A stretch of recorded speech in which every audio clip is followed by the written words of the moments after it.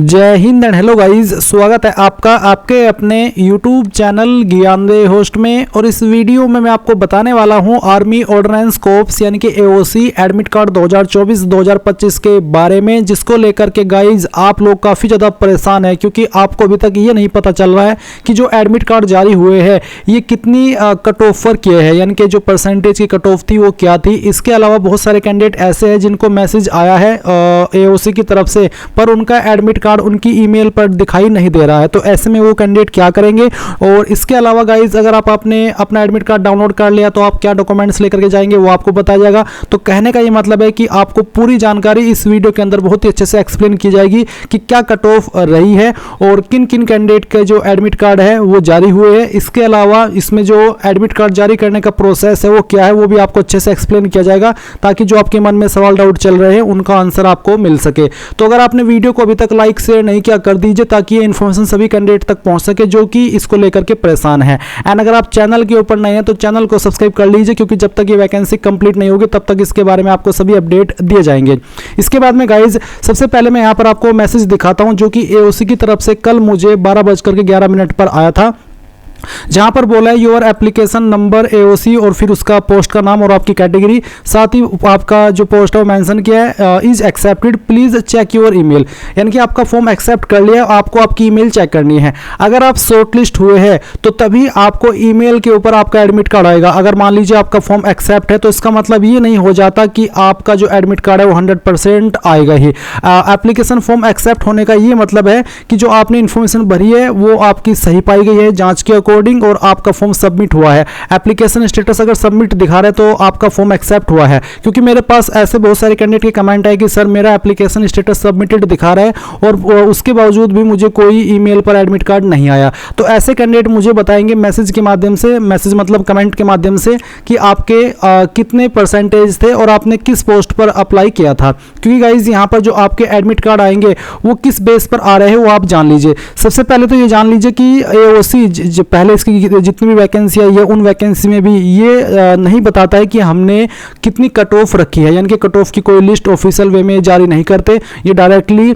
अपना जो कैंडिडेट है सिस्टम बेस्ड एक टूल का इस्तेमाल करते हुए कैंडिडेट को एडमिट कार्ड जारी कर देते हैं, और ये नहीं बताते हैं कि हमने कौन सी पोस्ट की कट ऑफ क्या रखी है। अगर ये बताते हैं तो सिर्फ इतना बताते हैं जो कि यहाँ पर मेंशन किया है। एक बार मैं आपको बता देता हूँ पढ़ करके। 12 पॉइंट में बोला है कि depending on the number of application received the number of candidates for test will be restricted by the system based shortlisting process. यानी कि जितने भी फॉर्म आएंगे उसके आधार पर फिर कैंडिडेट के फॉर्म शॉर्टलिस्ट किए जाएंगे सिस्टम बेस्ड शॉर्टलिस्टिंग प्रोसेस के माध्यम से। और जो आपने नंबर प्राप्त किए हैं, आपकी मिनिमम एजुकेशनल क्वालिफिकेशन उस पोस्ट के जिस पर आप अप्लाई कर रहे हो उसके आधार पर आपको शॉर्टलिस्ट किया जाएगा सिस्टम बेस्ड शॉर्टलिस्टिंग प्रोसेस से। यानी कि आपकी 10th के अंदर जितने जो भी पोस्ट पर आपने अप्लाई किया उस पर जो जरूरी क्वालिफिकेशन है उनकी परसेंटेज के आधार पर आपको शॉर्टलिस्ट किया जाता है सिस्टम बेस्ड शॉर्टलिस्टिंग प्रोसेस के माध्यम से। अब ये किन कैंडिडेट को शॉर्टलिस्ट किया जाता है उसका रेशियो क्या रहता है वो आप देख लीजिए। मिनिमम रेशियो जैसे कि number of vacancies versus number of admit card shall be 1:50, यानी कि 150 का रहता है। अब ये 150 कैसे काम करता है वो आप जान लीजिए। मान लीजिए आपने अप्लाई किया है material assistant tele operator grade 2 and MTS की पोस्ट पर, तो आपके जो एडमिट कार्ड जारी होंगे कैंडिडेट के वो एक वैकेंसी पर 50 कैंडिडेट को जारी किए जाएंगे। मान लीजिए आपकी एक वैकेंसी है और उसमें जो अप्लाई करने वाले हैं वो 100 है 200 है, तो सिर्फ जो एडमिट कार्ड जारी होंगे वो सिर्फ 50 कैंडिडेट को ही होंगे। जो शॉर्टलिस्टिंग प्रोसेस है वो इस तरह से काम करता है कि उनमें से जिनकी हायर परसेंटेज है, जो 100-200 कैंडिडेट ने अप्लाई किया है उनमें से ऐसे 50 कैंडिडेट को ही एडमिट कार्ड सेंड करेगा जो कि अच्छे परसेंटेज से अप्लाई किए थे। तो एक पोस्ट पर 50 कैंडिडेट को एडमिट कार्ड जारी हुआ है। तो अगर आप यहाँ पर इसकी वैकेंसी देखेंगे, टोटल वैकेंसी जो भी थी इन पोस्ट पर उनके आप गुना 50 कर दीजिए, तो यानी कि उसके 50 गुना कैंडिडेट को एडमिट कार्ड जारी हुए, चाहे आपने कितने भी लोगों ने अप्लाई किया हो। तो मुझे लगता है कि बहुत ही कम लोगों को एडमिट कार्ड गया है, क्योंकि इसमें जो अप्लाई करने वालों की संख्या वो कम से कम लाखों में है और जो पोस्ट थी वो 100 में थी, और फिर अगर आप उनका इंटू 50 भी करेंगे तो तब भी कुछ ही हजार कैंडिडेट को ही एडमिट कार्ड गया होगा।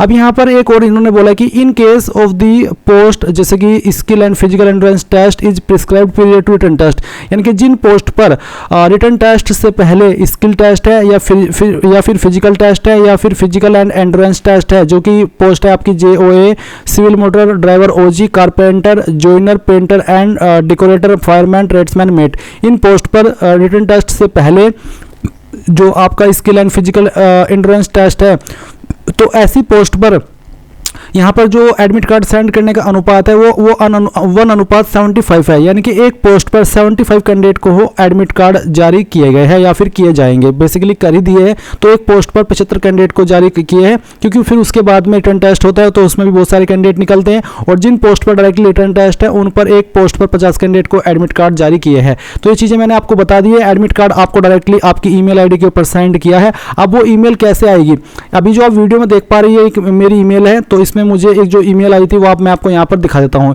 इस नाम से मुझे ईमेल आई थी, मैं आपको रियल दिखा रहा हूँ। ये जो ईमेल आईडी है वो कुछ इस प्रकार से है, आप यहाँ पर देख लीजिए। ये वो ईमेल आईडी है 2021, इसमें लिखा हुआ है .gov.in, और फिर यहाँ पर इसकी जो आने की डेट है जनवरी 1, 2025 12:13, यानी कि कल आई थी 12:13 पर। और इसमें डायरेक्टली यहाँ पर जो एडमिट कार्ड है उसका PDF दिया है। जैसे ही मैंने इसके ऊपर क्लिक किया तो मेरा एडमिट कार्ड डाउनलोड हो गया इस प्रकार से, और इसमें यहाँ पर जो इन्फॉर्मेशन है, क्या क्या डॉक्यूमेंट्स आपको लेकर के जाने वो सभी मेंशन किए हैं। सभी आपको ओरिजिनल में लेकर के जाने, और 2 से 3 फोटो सेट भी आपको इनके लेकर के अलग से जाने होंगे। जो डॉक्यूमेंट्स आपके ऊपर एप्लीकेबल है वही डॉक्यूमेंट्स आप लेकर के जाइए। जो इसमें नीचे की तरफ कुछ डॉक्यूमेंट्स है, अगर वो आपके ऊपर एप्लीकेबल नहीं है, लागू नहीं है, तो आप उनको नहीं लेकर के जाएंगे। तो ये चीज़ आपको समझ में आ गई। तो कट ऑफ कुछ भी निर्धारित नहीं करता है AOC, और ना ही बताता है कि हमने इतनी परसेंटेज पर जारी किए हैं। बस कैंडिडेट उसमें जो अप्लाई करते हैं उनकी परसेंटेज क्या रहती है। अगर मान लीजिए एक पोस्ट पर 10 कैंडिडेट ने अप्लाई किया है, और उन 10 कैंडिडेट की जो परसेंटेज है सबकी एवरेज किसी की 50 है, किसी की 60 है, किसी की 70, तो फिर 10 के 10 को ही एडमिट कार्ड आ जाएगा, क्योंकि जो एक पोस्ट है उस पर 50 कैंडिडेट को शॉर्टलिस्ट कर रहे हैं। तो ऐसे में अगर सभी की परसेंटेज कम है तो कम परसेंटेज पर आ जाएगा, और अगर अप्लाई करने वालों की परसेंटेज हायर है और फिर जो संख्या है फॉर्म भरने वालों की वो भी हायर है, तो फिर आपकी कट ऑफ भी हायर ही रहेगी। तो ये कोई इन्होंने निर्धारित नहीं किया। अगर आप कोई अन्य वीडियो देख रहे हैं यूट्यूब के ऊपर जो आपको बता रहा है कि इतनी परसेंटेज वालों क्या है, तो कुछ भी फिक्स नहीं है, क्योंकि AOC खुद से नहीं बताता कि हमने कट ऑफ क्या रखी है। जो प्रोसेस है वो मैंने आपको बहुत ही अच्छे से क्लियर कर दिया कि कैसा प्रोसेस रहता है और क्या चीज़ ये फॉलो करते हैं।